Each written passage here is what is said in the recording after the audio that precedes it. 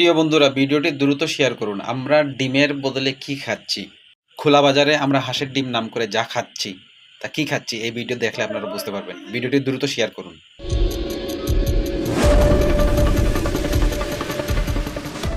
গরম গরম হাঁসের সেদ্ধ ডিম খেতে কার না ভালো লাগে। রাস্তার ধারে অনেকেই ডিম দেখে লোভ সামলাতে না পেরে খেয়ে ফেলেন। তবে আপনার পছন্দের এই খাবারে মিশে নেই তো বড় কোনো প্রতারণা?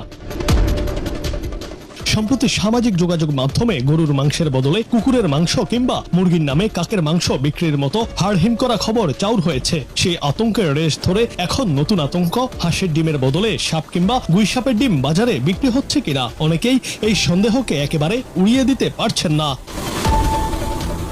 আপনি যা হাঁস মুরগির ডিম ভেবে খাচ্ছেন তা আসলে সাপ গুইসাপ বা কচ্ছপের ডিম নয় তো অসাধু ব্যবসায়ীদের কারসাজি আর কিছু প্রাণীর ডিমের সদৃশ্য আকৃতি সাধারণ মানুষের মনে এই গভীর সন্দেহের দানা বেঁধেছে।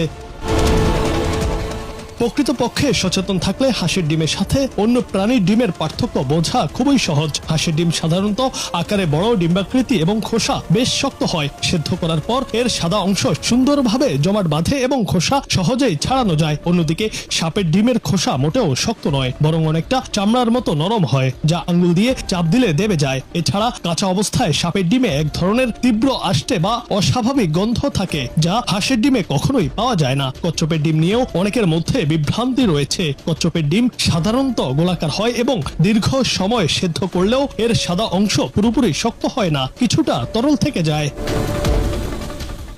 এখন প্রশ্ন জাগতে পারে, ভুলবশত সাপের ডিম খেয়ে ফেললে কি বিষক্রিয়া হবে? বিশেষজ্ঞরা বলছেন সাপের বিষ থাকে তার দাঁতের গোড়ায়, ডিমে নয়। তবে এই ধরনের অপরিচিত প্রোটিন গ্রহণে মানুষের শরীরে বমি, পেট ব্যথা ও হজমে মারাত্মক সমস্যা দেখা দিতে পারে। খাবার শুধু পেট ভরানোর বস্তু নয়, এটি স্বাস্থ্য এবং নিরাপত্তার সঙ্গেও জড়িত। তাই খাওয়ার আগে অন্তত একবার নিশ্চিত হয়ে নিন। জুনায়েদ আহমেদ, বাংলা টিভি।